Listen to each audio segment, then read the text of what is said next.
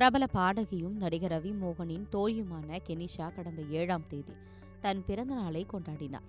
அந்த நாள்ல ரவி மோகன் அவருக்கு பூங்கொத்து கொடுத்து வாழ்த்து தெரிவிச்சார்.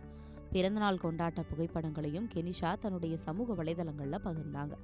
அவர் போட்ட பதிவுல சொன்னதாவது: சின்ன வயசுல இருந்தே நிறைய நேரம் என்னை ஒரு மனிதராகவே மதிக்கலன்னு ஒரு ஃபீலிங் இருந்துச்சு. எல்லாரும் என்னை ஒதுக்கி வச்ச மாதிரி தோணும். நான் ரொம்ப பெருசா ஏதோ எதிர்பார்க்கறேன்னு நினைச்சாங்க. ஆனா நான் எதிர்பார்த்தது சின்ன அன்பும் கொஞ்சம் மதிப்பும் தான். அப்புறம் ரவி மோகன், நீ என் வாழ்க்கையில வந்ததுக்கு அப்புறம் என் உலகமே மாறிடுச்சு. என் எண்ணங்கள், என் செயல்கள், காதலை பற்றி என் பார்வை எல்லாமே புதுசா மாறிடுச்சு. மற்றவர்கள் இதை எப்படி வேண்டுமானாலும் நினைக்கலாம்.